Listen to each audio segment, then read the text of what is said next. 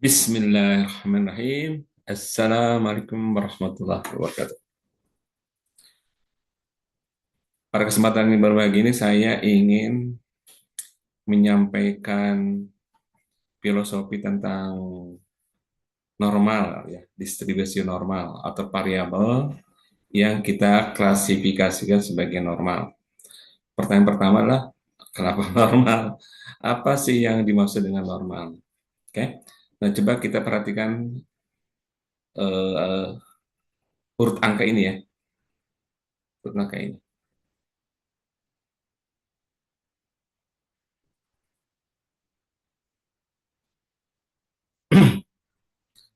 Jadi kalau kita perhatikan ya, ini ada sebuah urutan angka. Bahasa lainnya ada suatu perubahan ya, urutan angka. Kalau kita lihat di jalur kolom A, yang ini ya, kolom A, itu angka satu satu satu. Jadi situs pertama satu, kedua satu, ketiga satu dan seterusnya satu. Ini adalah perubahan yang tidak berubah gitu kan. Perubahan yang tidak berubah. Itu kalau kolom satu, kolom A ya. Kalau kolom B, situs satu satu satu, situs kedua dua, situs ketiga tiga, situs keempat satu, situs kelima dua, tiga dan seterusnya. Ini perubahan karena dari satu situasi ke situs yang lain itu berubah dari satu ke dua, dari dua ke tiga, dari tiga ke satu, ya. Nah, perubahan ini perubahan yang bisa diprediksi gitu. Kalau yang seperti ini ya, satu dua tiga satu dua tiga satu dua tiga gitu kan, sehingga pada saat di sini dipastikan tiga karena aturannya atau perubahan itu ternyata beraturan gitu kan, satu dua tiga satu dua tiga, perubahan yang beraturan sehingga kita bisa prediksi. Nah, ada satu lagi, bukan satu ya, lebih ya. Ada kemungkinan lain, yaitu adalah datangnya angka itu berubah, tapi kita sedikit agak bingung untuk memprediksinya begitu. Nah, hal yang itu, kasus itu disebut dengan random.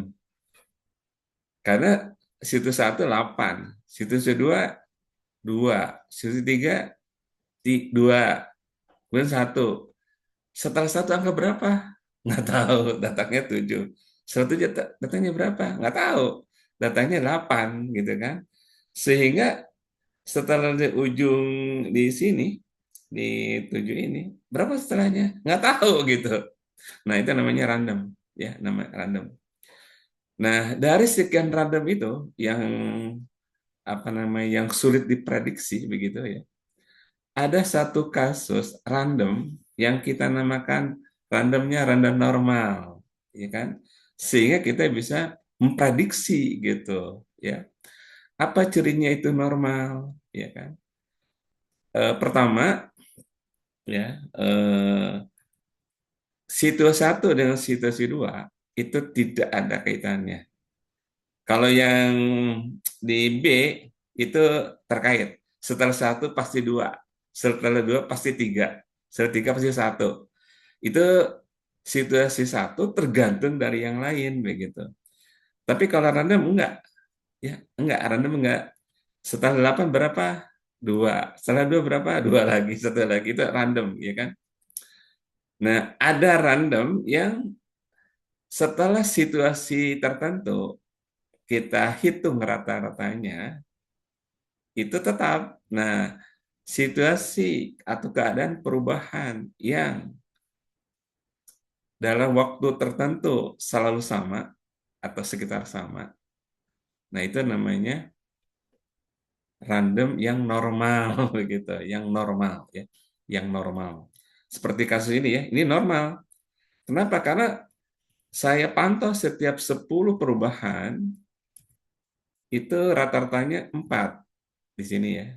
Kalau dirata-ratakan. Ini 4 gitu kan. Jadi ini random yang normal ya. Kalau ini random tapi 10 pangkat pertama ratanya 5. Berikutnya 10 perubahan berikutnya, 10 perubahan berikutnya 3. Sulit juga diprediksi itu, ya kan? Nah, kalau situasi yang dalam pengamatan itu konstan, maka dia bisa diprediksi gitu. Dan perubahan itu namanya perubahan normal begitu, ya. Nah, sekarang penelitian ya, penelitian. Orang satu dengan orang kedua itu tidak bergantung. Jadi dia memenuhi kaidah random, ya. Memenuhi kaidah random. Nah, masalahnya adalah apakah pikiran satu, orang ke satu, orang kedua, orang ketiga, orang keempat, dia sudah memasuk, dia sudah masuk ke kriteria normal atau tidak? Nah, itu yang jadi masalah. Kalau randomnya sudah random, tapi kalau dia masuk ke normal, itu yang harus kita buktikan, gitu ya kan? Ada situs yang lain ya, ada situs yang lain mungkin kita lihat gambar ini.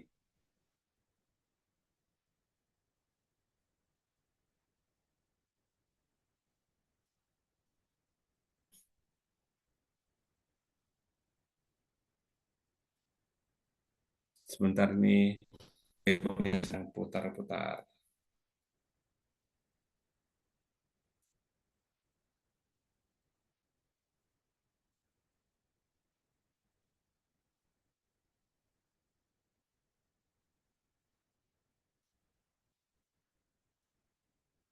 Oke ya, kita pada posisi dua keadaan ya. Keadaan pertama kita posisinya ada di stasiun kereta api. Stasiun kereta api ya. Stasiun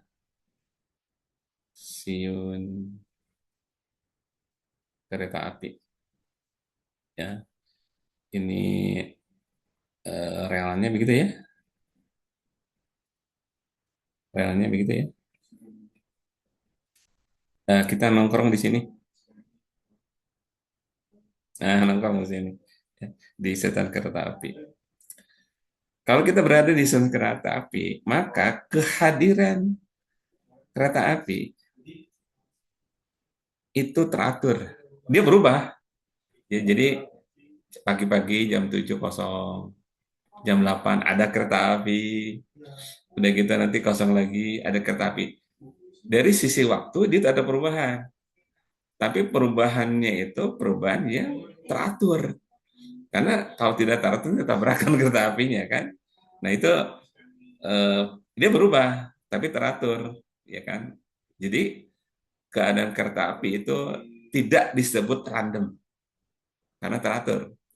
Beda lagi kalau kita nongkrong, ya, ini jalan raya begitu ya,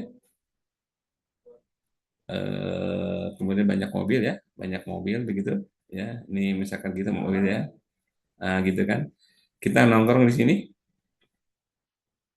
nongkrong gitu kan, maka jarak antar mobil itu bisa sedetik kemudian datang lagi, 3 detik kemudian datang lagi, atau 1 menit, atau 5 detik. Jadi antar mobil itu, ya kan, itu angkanya random. Tapi kalau seandainya setiap 1 jam itu, setiap yang lewat itu selalu jumlahnya sama. Jadi 1 jam pertama mengamat, oh ada 50 kendaraan, ya kan? Kedua juga sama, ya kan? Nah, besoknya juga sama. Misalkan hari memantau hari Senin, Selasa, Rabu gitu kan. Kalau Minggu mungkin beda ya. Jadi antara Senin sampai Jumat, keadaan traffic di lalu itu adalah random yang memasuk random ya. Yang kalau setiap per jamnya itu selalu sama, maka perubahan traffic itu adalah normal.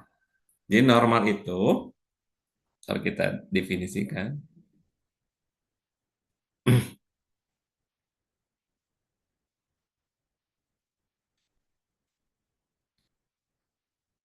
Normal itu ya, normal.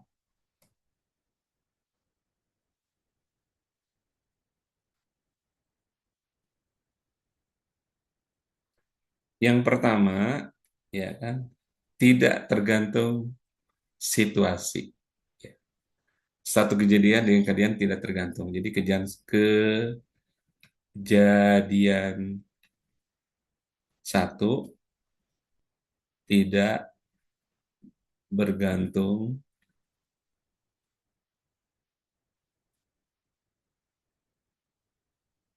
tung dengan yang lain. Jadi kalau di penelitian, orang pertama tidak bergantung orang kedua, ya kan? Nah itu sudah sudah masuk ke kriteria normal, ya kalau di penelitian.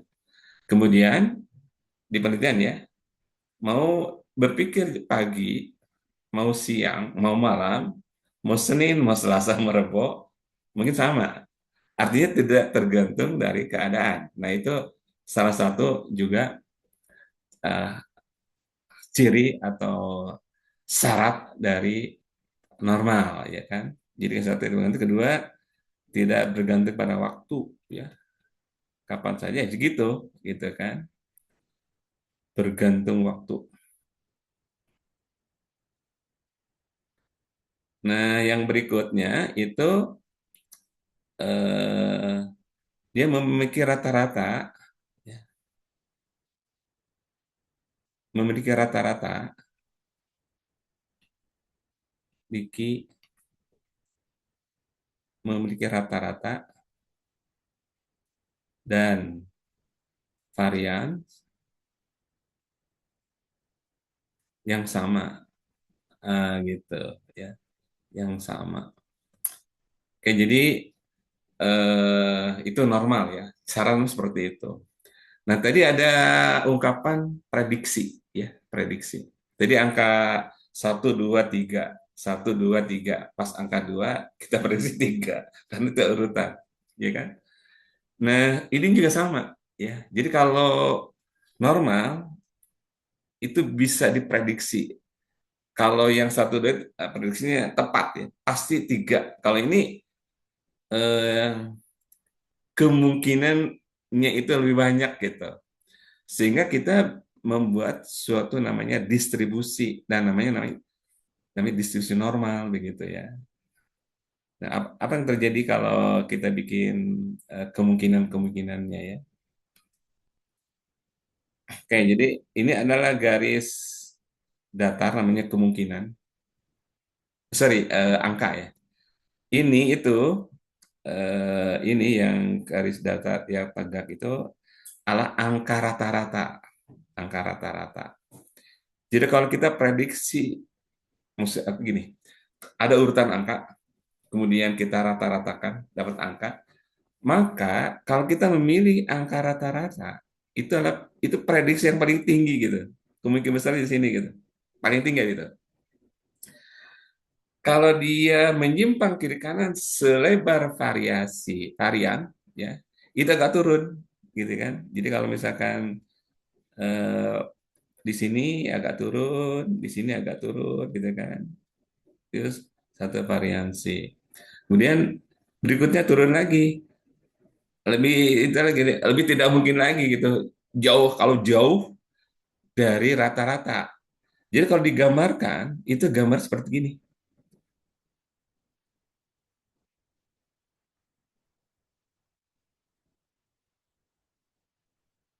Ah, gitu, ya kan? Gambar gitu tuh. Artinya yang paling puncak itu adalah rata-rata. Lebih besar dari rata-rata atau kurang dari rata-rata selebar varians itu turun sekian ya. Ada angkanya nanti. Kemudian 2 kali varian turun lagi, ya kan? Nah, itu jadi kalau digambarkan seperti ini, nah orang itu mengasosiasikan ini lonceng gitu kan. Ini lonceng, gambar lonceng gitu kan. Gambar lonceng ya. Nah, orang mencoba lagi, ini gambar lonceng ini formulanya apa? Gambar lonceng ini. Nah, ada salah satu ahli matematik namanya Gaussian. Maka gambar ini namanya gambar Gaussian. Distribusi yang normal disebut juga bisa Gaussian. Karena orang yang menemukan namanya Gauss. Gauss itu memformulasikan. Jadi formula ini atau grafik ini itu tergantung dari rata-rata sama variansi begitu. Rata variansi gambarnya itu, ya kan? Nah, itu ya, itunya begitu. Mungkin sampai di sini dulu untuk pemahaman tentang norma. Karena kalau belum lagi ada formula yang begitu formulanya langsung kita ngantuk. Ya, kita stop dulu. Poin pentingnya adalah kalau ada perubahan, ya, kalau ada perubahan yang perubahannya itu tidak bisa kita prediksi, itu namanya random. Dari sekian random itu ternyata ada suatu keadaan yang kalau kita lihat rata-ratanya itu selalu tetap. Lalu variasinya selalu tetap. Nah, perubahan yang memenuhi di mana rata-ratanya tetap, variasinya tetap, itu distribusinya atau keadaannya namanya keadaan normal atau distribusi normal. Penting seperti itu. Nah, kalau di penelitian kita baru bisa membuktikan bahwa antar orang ke satu dan orang kedua itu tidak tergantung. Jadi memenuhi salah satu syarat dari normal, gitu ya kan?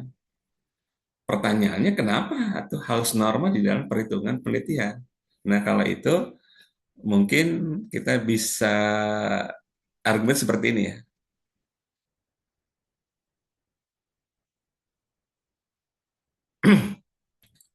Oke, ini argumentasinya ya, kenapa di penelitian itu harus normal.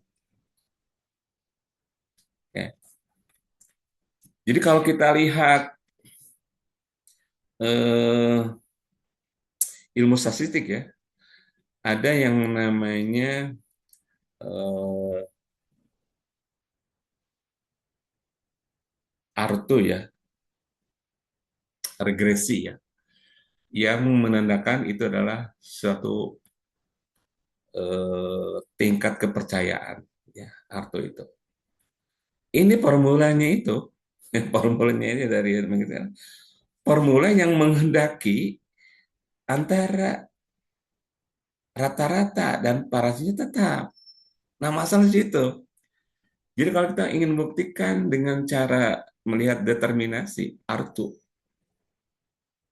formula Arto itu menganggap, mengasumsikan bahwa rata-rata dan mu-nya itu tetap begitu. Sehingga kita harus membuktikan sebelum kita masuk ke regresi, kita harus membuktikan dahulu bahwa dari data penelitian yang kita dapatkan itu adalah normal begitu supaya formulasi untuk mendapatkan arto itu terpenuhi karena arto yang saat kita menghitung regresi itu asumsinya adalah variabel asumsinya ya itu adalah rata-rata dengan variasinya itu tetap begitu ya. Jadi kalau kita lihat lagi XR-nya ya, ini saya stop dulu ya.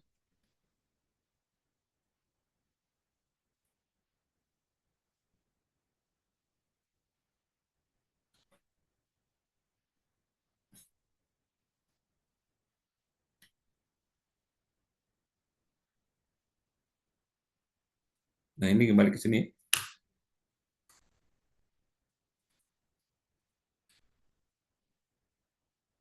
Oke kembali ke sini ya.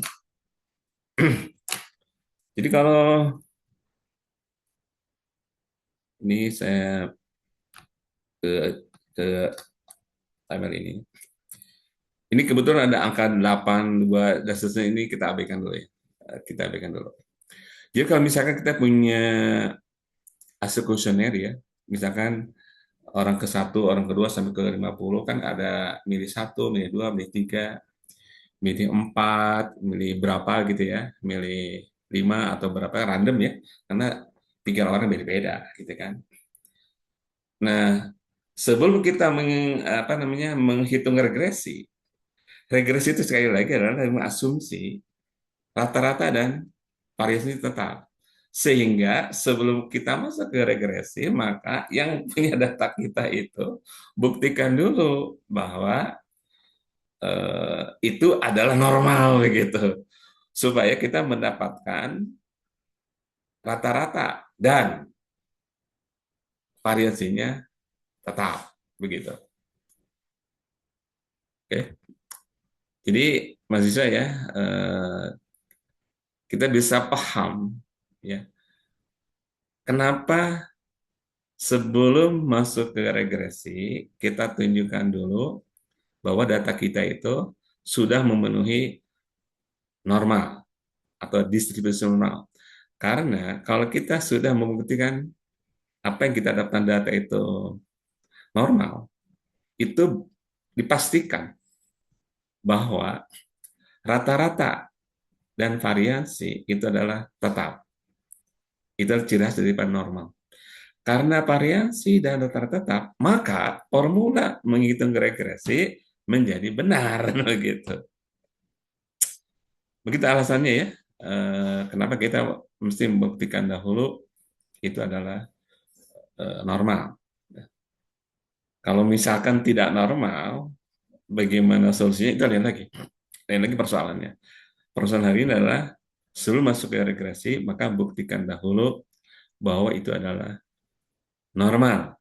In case tidak normal, nanti ada solusinya yang mungkin kita bahas di uh, waktu yang kesempatan yang lain, maksudnya gitu. Untuk sebentar begitu dulu ya. Terima kasih. Semoga apa yang didapatkan, apa yang disampaikan itu bermanfaat. Terima kasih. Wassalamualaikum warahmatullahi wabarakatuh.